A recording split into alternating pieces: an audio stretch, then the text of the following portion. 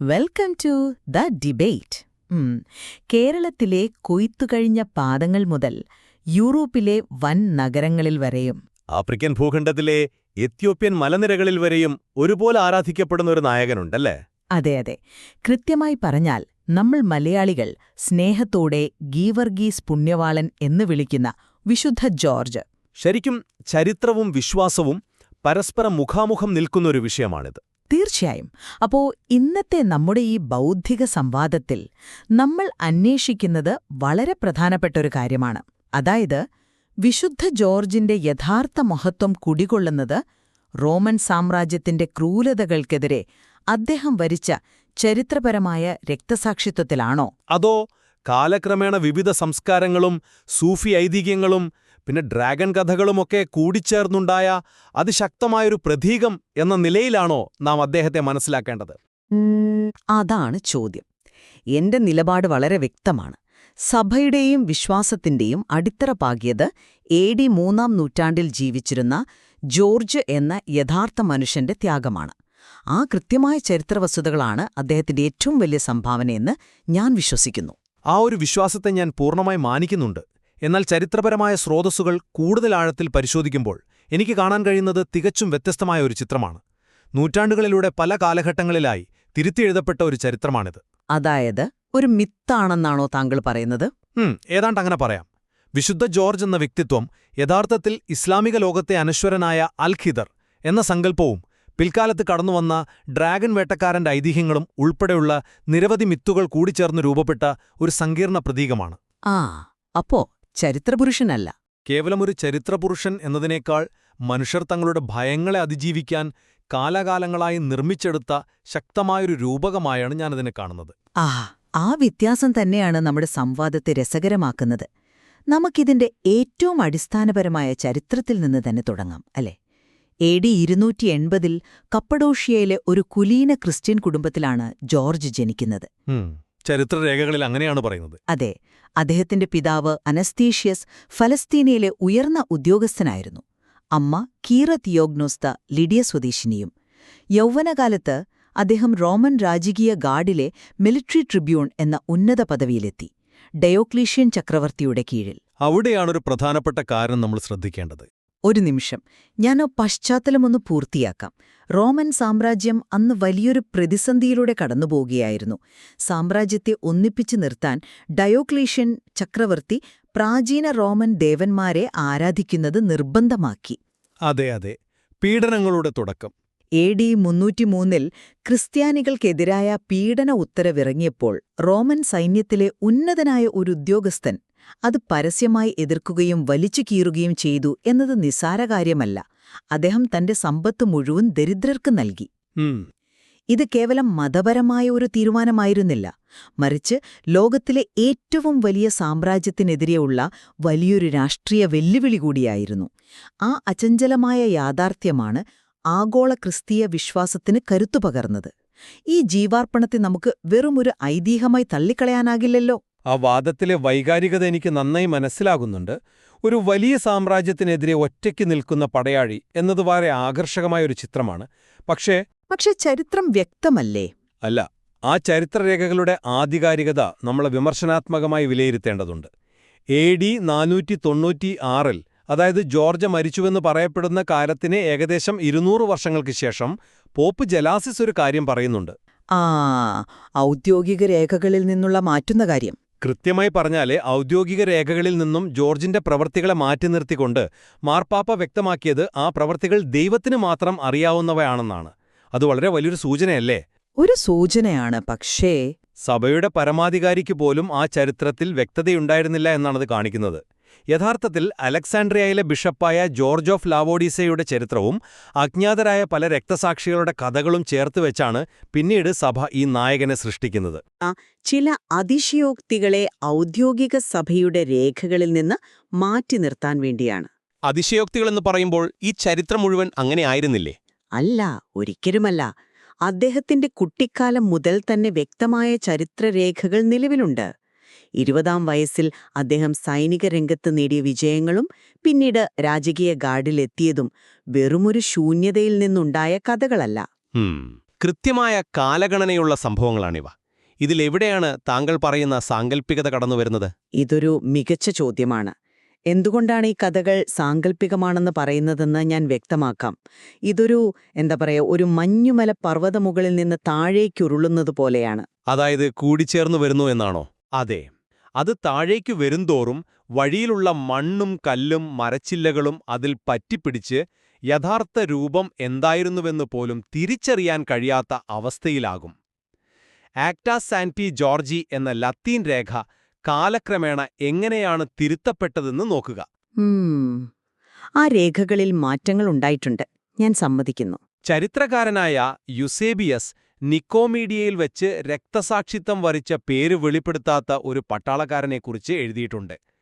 പിൽക്കാലത്ത് ആ അജ്ഞാത രക്തസാക്ഷിയുടെ കഥയിലേക്ക് സഭ ബോധപൂർവം ജോർജ് എന്ന പേര് കൂട്ടിച്ചേർക്കുകയായിരുന്നു. അത് താങ്കളുടെ ഒരു വ്യാഖ്യാനം മാത്രമാണ്. അല്ല, തെളിവുകളുണ്ട്. ആദ്യകാല രേഖകളിൽ ജോർജിനെ പീഡിപ്പിച്ച രാജാവിന്റെ പേര് ഡാഡിയാനസ് എന്നായിരുന്നു. അതൊരു തികച്ചും സാങ്കല്പിക പേരാണ്. പിന്നീട് ചരിത്രവുമായി പൊരുത്തപ്പെടുത്താൻ വേണ്ടിയാണ് അത് ഡയോക്ലീഷ്യൻ ചക്രവർത്തിയാണെന്ന് മാറ്റിയെഴുതുന്നത്. ഈ രേഖകൾ യഥാർത്ഥ വസ്തുതകളേക്കാൾ അന്ന് ആവശ്യമായിരുന്ന ഒരു സൈനിക നായകനെ സൃഷ്ടിച്ചെടുക്കുകയായിരുന്നു. രേഖകൾ നൂറ്റാണ്ടുകളിലൂടെ പകർത്തിയെഴുതുമ്പോഴോ അല്ലെങ്കിൽ വാമൊഴിയായി കൈമാറുമ്പോഴോ ചില പൊരുത്തക്കേടുകൾ ഉണ്ടായേക്കാം എന്നത് ഞാൻ സമ്മതിക്കുന്നു. എന്നാൽ ആ അടിസ്ഥാന യാഥാർത്ഥ്യം അതുകൊണ്ട് അപ്രത്യക്ഷമാകുന്നില്ലല്ലോ. ഏത് യാഥാർത്ഥ്യമാണ് താങ്കൾ ഉദ്ദേശിക്കുന്നത്? റോമൻ സൈന്യത്തിലെ ഒരു ഉന്നത ഉദ്യോഗസ്ഥൻ തന്റെ മുന്നിലുള്ള സമ്പത്തും പദവിയും പൂർണ്ണമായും ഉപേക്ഷിച്ച് പീഡിപ്പിക്കപ്പെടുന്ന ഒരു ന്യൂനപക്ഷ സമൂഹത്തിനൊപ്പം നിന്നു എന്നത് അനിഷേധ്യമായ സത്യമാണ്. അദ്ദേഹം തന്റെ ഭൗതിക സമ്പത്താകുന്ന ഭാരമിറക്കിവച്ച് ക്രിസ്തുവിന്റെ പോരാളിയായി മാറിയെന്നാണ് സെന്റ് പീറ്റർ ഡാമിയൻ പറയുന്നത്. അതൊരു നല്ല നിരീക്ഷണമാണ്. ഉന്നതമായ അധികാരമുള്ള ഒരാൾ അത് വേണ്ടെന്ന് വെക്കുന്നത് സാധാരണക്കാർക്ക് നൽകിയ ധൈര്യം ചെറുതല്ല. ഭൗതിക സമ്പത്ത് ഉപേക്ഷിച്ചു എന്നതിനോട് എനിക്കെതിർപ്പില്ല. എന്നാൽ പിന്നീട് നടന്നതായി പറയപ്പെടുന്ന കാര്യങ്ങളിലേക്കാണ് ഞാൻ നിങ്ങളുടെ ശ്രദ്ധ ക്ഷണിക്കുന്നത്. 7 വർഷത്തോളം നീണ്ട അതിക്രൂരമായ പീഡനങ്ങളാണ് രേഖകളിൽ പറയുന്നത്. അതെ, വലിയ പീഡനങ്ങൾ അദ്ദേഹം ഏറ്റുവാങ്ങി. അദ്ദേഹത്തെ വാളുകൾ തറച്ച ചക്രത്തിൽ കെട്ടിവലിച്ചു, ചുണ്ണാമ്പുകുഴിയിലെറിഞ്ഞു, പഴുത്ത ഇരുമ്പു ഷൂസുകൾ ധരിപ്പിച്ച് നടത്തി, ഉരുകിയ ലഡ്ഡു കുടിപ്പിച്ചു എന്നു പറയുന്നു. ഇതെല്ലാം ഒരു മനുഷ്യന്റെ ശരീരത്തിന് ഭൗതികമായി താങ്ങാൻ കഴിയുന്ന കാര്യങ്ങളാണോ? തീർച്ചയായും കഠിനമാണ്. ഈ വിവരണം തന്നെ കാണിക്കുന്നത് ഇതൊരു ചരിത്രപുരുഷന്റെ ജീവിതരേഖയല്ല, മറിച്ച് സഹനത്തിന്റെ അതിശയോക്തി കലർന്ന ഒരു വിവരണമാണെന്നാണ്. അവിടെയാണ് നമ്മൾ ആ കാലഘട്ടത്തിന്റെ ആത്മീയ പശ്ചാത്തലം മനസ്സിലാക്കേണ്ടത്. ആ പീഡനങ്ങളെ കേവലം ശാരീരികമായ ശിക്ഷകളായല്ല, മറിച്ച് വിശ്വാസത്തിന്റെ കാഠിന്യം തെളിയിക്കുന്ന ആത്മീയ ശുദ്ധീകരണമായി, അതായത് ഒരു സ്ഫുടം ചെയ്യൽ പ്രക്രിയയായി വേണം നമ്മൾ കാണാൻ. ശരി, പക്ഷേ അത് ചരിത്രമാണോ അതോ ആത്മീയ കഥകളാണോ? ചരിത്രം തന്നെയാണ്. ഈ സഹനങ്ങൾ വെറുമൊരു കെട്ടുകഥയായിരുന്നെങ്കിൽ അത് കണ്ടുനിന്ന ഡയോക്ലീഷ്യന്റെ ഭാര്യ അലക്സാൻഡ്ര ഉൾപ്പെടെയുള്ളവർ എങ്ങനെയാണ് ക്രിസ്തുമതത്തിലേക്ക് ആകർഷിക്കപ്പെട്ടത്? ഒരു മനുഷ്യന് താങ്ങാൻ കഴിയാത്ത സഹനങ്ങൾ അദ്ദേഹം നേരിട്ട രീതിയാണ് മറ്റുള്ളവരിൽ മാറ്റം വരുത്തിയത്. AD 303 ഏപ്രിൽ 23 നടന്ന അദ്ദേഹത്തിന്റെ ശിരച്ഛേദം സഭയുടെ അടിത്തറ ഉറപ്പിച്ചു. മരണത്തെ ഭയപ്പെടുത്തി ആളുകളെ കീഴടക്കാമെന്ന് കരുതിയ റോമൻ സാമ്രാജ്യത്തിനു മുന്നിൽ അദ്ദേഹം കാണിച്ച അചഞ്ചലമായ ധൈര്യം ആ കാലഘട്ടത്തിൽ വലിയൊരു ഊർജമായി മാറി. ആ ധൈര്യത്തെ ഞാൻ തീർച്ചയായും പ്രശംസിക്കുന്നു. എന്നാൽ ഈ ചരിത്രം എങ്ങനെയാണ് മറ്റു പല വിശ്വാസങ്ങളിലുമായി കൂടിക്കലർന്നത് എന്നുകൂടി നമ്മൾ ചിന്തിക്കേണ്ടതുണ്ട്. മറ്റു വിശ്വാസങ്ങളെന്ന് പറയുമ്പോൾ പഴയ കോപ്റ്റിക്, എത്യോപ്യൻ രേഖകൾ പരിശോധിച്ചാൽ അതിശയകരമായൊരു കാര്യം കാണാം. അതിൽ ജോർജ് ഒറ്റത്തവണയല്ല മരിക്കുന്നത്, പലതവണ ക്രൂരമായി കൊല്ലപ്പെടുകയും വീണ്ടും വീണ്ടും ഉയർത്തെഴുന്നേൽക്കുകയും ചെയ്തതായി പറയുന്നുണ്ട്. ഒരു ചരിത്രപുരുഷൻ എങ്ങനെയാണ് പലതവണ മരിക്കുന്നത്? ആ രേഖകളിലെ ഭാഷ പ്രതീകാത്മകമായിരിക്കാം. അല്ല, ഇവിടെയാണ് ഇസ്ലാമിക മിഥായ അൽ ഖദർ എന്ന സങ്കല്പവുമായി അദ്ദേഹം എങ്ങനെയാണ് സംയോജിക്കപ്പെട്ടത് എന്ന് നാം മനസ്സിലാക്കേണ്ടത്. അൽ ഖദർ എന്നാൽ പച്ചപ്പുള്ളവനും ജീവന്റെ ജലം കുടിച്ച മരണമില്ലാത്തവനും എന്നുമാണർത്ഥം. മിഡിൽ ഈസ്റ്റിൽ അങ്ങനെ ഒരു സങ്കല്പമുണ്ട്. അതെ, മധ്യപൂർവ്വദേശത്ത്, അതായത് ലെവന്റ് പ്രദേശങ്ങളിൽ ഒരേ പുണ്യസ്ഥലങ്ങൾ തന്നെ ജൂതന്മാരും ക്രിസ്ത്യാനികളും മുസ്ലിങ്ങളും ഒരേപോലെ ആരാധിക്കുന്ന ഒരു വലിയ പാരമ്പര്യമുണ്ട്.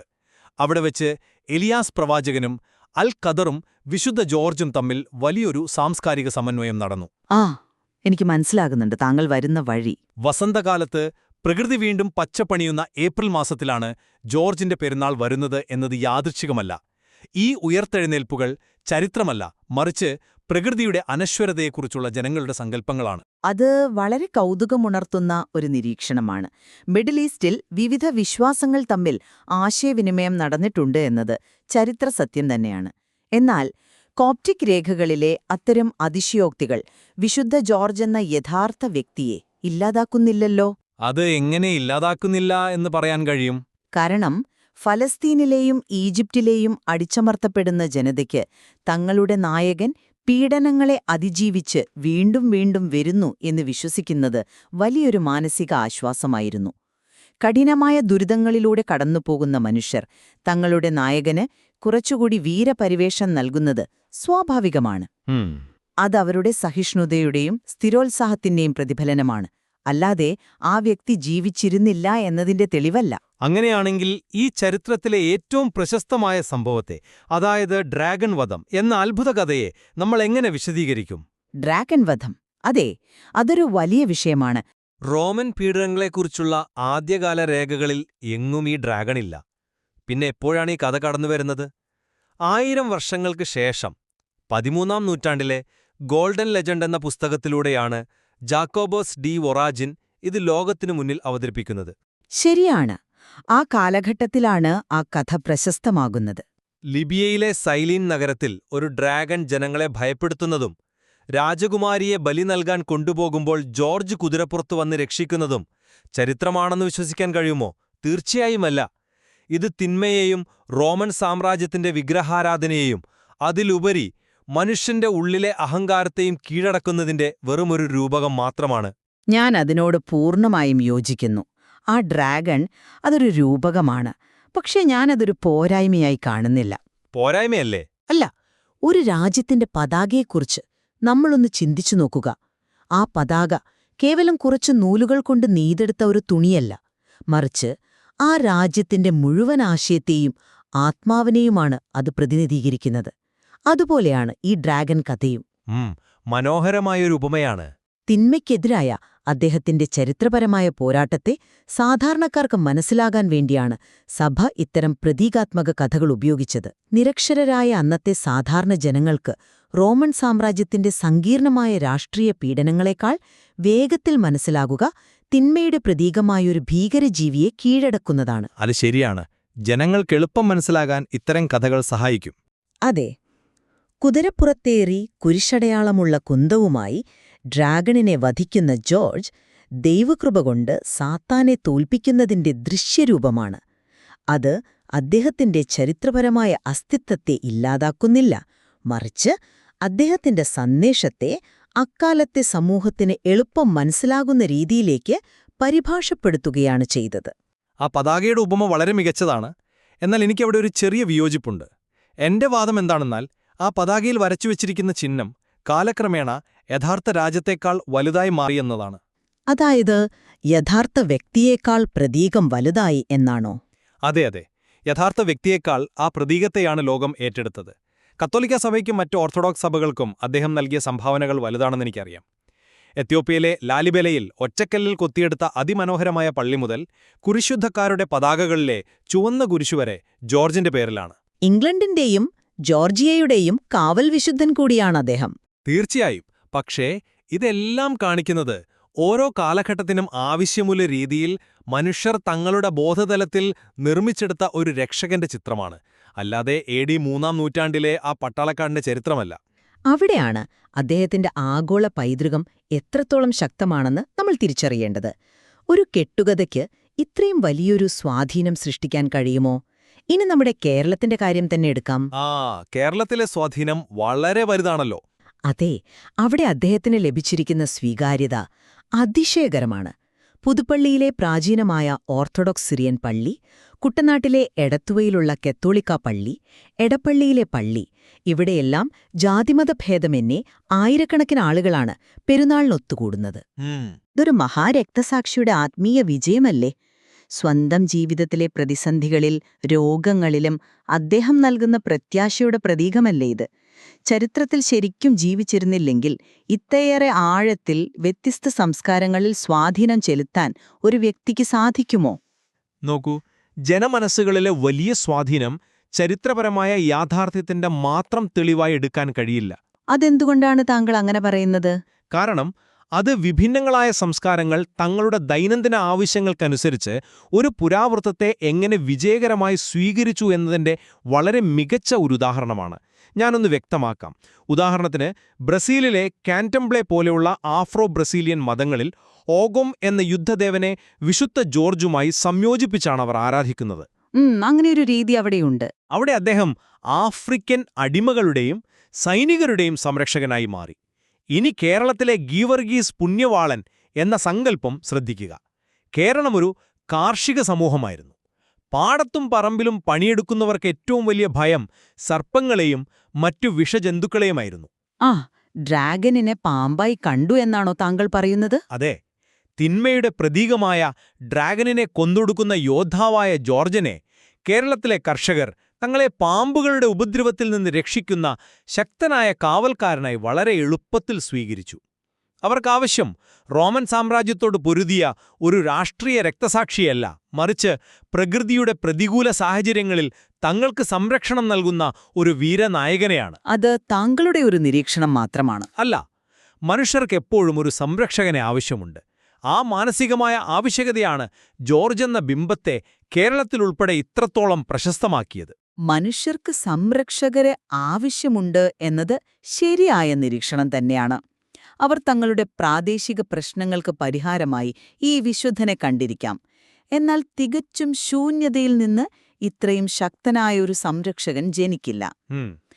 തന്റെ 20-ാം വയസ്സിൽ ലോകം കണ്ട ഏറ്റവും വലിയൊരു സാമ്രാജ്യത്തിന്റെ അന്യായമായ നിയമങ്ങളെ ചോദ്യം ചെയ്യാൻ കാണിച്ച ആ അപാരമായ ധൈര്യം, ഭരണകൂടം മരണത്തെ മുഖാമുഖം നിർത്തിയിട്ടും വിശ്വാസമുപേക്ഷിക്കാത്ത ആത്മധൈര്യം, അതാണ് ആ ബിംബത്തിന്റെ യഥാർത്ഥ അടിസ്ഥാനം. ആ ഒരു അടിസ്ഥാനത്തില് എനിക്കിപ്പോഴും സംശയമുണ്ട്. ഡ്രാഗനും മറ്റു അത്ഭുതങ്ങളും പിന്നീട് കാലഘട്ടത്തിന്റെ ആവശ്യകതകൾക്കനുസരിച്ച് വന്ന കൂട്ടിച്ചേർക്കലുകളാകാം. എന്നാൽ ഇതിനെല്ലാമുള്ള അടിസ്ഥാന ശിലയായ ആ 3-ാം നൂറ്റാണ്ടിലെ രക്തസാക്ഷിത്വം ചരിത്രത്തിന്റെ ഏടുകളിൽ ആഴത്തിലുറച്ചു നിൽക്കുന്നതാണ്. സഭയുടെ ചരിത്രത്തിൽ നിർണായകമായൊരു ഘട്ടത്തിൽ അത് വലിയ മാറ്റങ്ങളുണ്ടാക്കി. അടിസ്ഥാനശിലയെക്കുറിച്ച് തന്നെയാണ് ഞാൻ ചോദിക്കുന്നത്. അദ്ദേഹം കൃത്യമായി എവിടെ ജനിച്ചു, എപ്പോൾ മരിച്ചു എന്നതിൽ പോലും രേഖകളിൽ വലിയ പൊരുത്തക്കേടുകളുണ്ട്. 4-ാം നൂറ്റാണ്ടിലെ ആ ചരിത്രത്തിന്റെ അവ്യക്തതകൾക്കുള്ളിൽ നിന്നുകൊണ്ടാണ് പിന്നീട് സഭകൾ തങ്ങൾക്ക് അനുകൂലമായ രീതിയിൽ ഒരു നായകനെ രൂപപ്പെടുത്തിയെടുത്തത്. അതുകൊണ്ടാണ് അലക്സാൻഡ്രിയയിലെ ബിഷപ്പിന്റെ ചരിത്രവും അജ്ഞാത രക്തസാക്ഷിയുടെ ചരിത്രവും പിന്നീട് വന്ന അൽഖിദർ മിത്തുകളുമൊക്കെ ഈയൊരു പേരിലേക്ക് കൂട്ടിച്ചേർക്കപ്പെട്ടത്. എന്നാൽ ആത്യന്തികമായി നോക്കുമ്പോൾ ഇതൊരു തെറ്റായ കാര്യമാണെന്ന് ഞാൻ വാദിക്കുന്നില്ല. അപ്പൊ താങ്കൾ ഈ മിത്തുകളുടെ സ്വാധീനത്തെ അംഗീകരിക്കുന്നുണ്ട്? തീർച്ചയായും. പലപ്പോഴും കൃത്യമായ ചരിത്രരേഖകളേക്കാൾ വലിയ ശക്തി ഇത്തരം പ്രതീകാത്മക മിത്തുകൾക്കുണ്ട്. ഇരുളടഞ്ഞ കാലഘട്ടങ്ങളിൽ മനുഷ്യർക്ക് മുന്നോട്ടു പോകാൻ വെളിച്ചം നൽകാനും അടിച്ചമർത്തലുകൾക്കെതിരെ പൊരുതാൻ ധൈര്യം നൽകാനും ഈ സങ്കല്പത്തിന് കഴിഞ്ഞു എന്നത് തന്നെയാണ് ഇതിന്റെ ഏറ്റവും വലിയ വിജയം. ഇന്ന് നാം കാണുന്ന ജോർജ് മനുഷ്യവംശത്തിന്റെ മുഴുവൻ പ്രത്യാശയുടെയും പ്രതിരൂപമാണ്. തീർച്ചയായും. അവിടെ നമുക്ക് പരസ്പരം യോജിക്കാൻ കഴിയുമെന്ന് തോന്നുന്നു. വിശുദ്ധ ജോർജിന്റെ ജീവിതം 100% ലിഖിതമായ ചരിത്രമാണെങ്കിലും അതല്ല താങ്കൾ പറയുന്നതുപോലെ വിവിധ കാലഘട്ടങ്ങളിലെയും സംസ്കാരങ്ങളിലെയും ഐതിഹ്യങ്ങളുടെ സങ്കലനമാണെങ്കിലും ഒരു കാര്യം വ്യക്തമാണ്. അതെ, ആ പ്രതീക്ഷകൾ യാഥാർത്ഥ്യമാണ്. അതെ, ലോകമെമ്പാടുമുള്ള അടിച്ചമർത്തപ്പെടുന്ന ജനവിഭാഗങ്ങൾക്കും വിശ്വാസികൾക്കും അദ്ദേഹം നൽകുന്ന പ്രത്യാശയും ധൈര്യവും തികച്ചും യാഥാർത്ഥ്യമാണ്. കേരളത്തിലെ കുട്ടനാടൻ പാടശേഖരങ്ങൾ മുതൽ എത്യോപ്യയിലെ പള്ളികൾ വരെ ആ സ്വാധീനം വളരെ പ്രകടമാണ്. മനുഷ്യന്റെ ഉള്ളിലെ ഭയത്തെയും അഹങ്കാരത്തെയും കീഴടക്കാൻ നിരന്തരം പ്രേരിപ്പിക്കുന്ന ആ ആന്തരിക ശക്തിയുടെ പ്രതീകമെന്ന നിലയിൽ അദ്ദേഹത്തിന്റെ സ്ഥാനം അനശ്വരമാണ്. ചരിത്രവും ഐതിഹ്യവും സന്ധിക്കുന്ന ആ രേഖയിലാണ് ഈ സങ്കല്പത്തിന്റെ യഥാർത്ഥ സൗന്ദര്യം കുടികൊള്ളുന്നത്.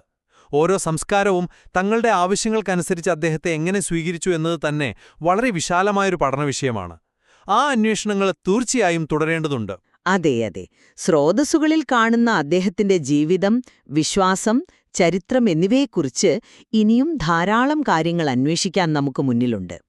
ചരിത്രത്തിന്റെ വെറുമൊരു ബ്ലാക്ക് ആൻഡ് വൈറ്റ് ഫോട്ടോഗ്രാഫിനേക്കാൾ എത്രയോ മനോഹരമാണ് നൂറ്റാണ്ടുകൾ കൊണ്ട് മനുഷ്യർ തങ്ങളുടെ പ്രത്യാശയുടെയും വിശ്വാസത്തിന്റെയും നിറങ്ങൾ ചാലിച്ചു വരച്ചുവെച്ച ഈ വലിയ ക്യാൻവാസ്. തീർച്ചയായും.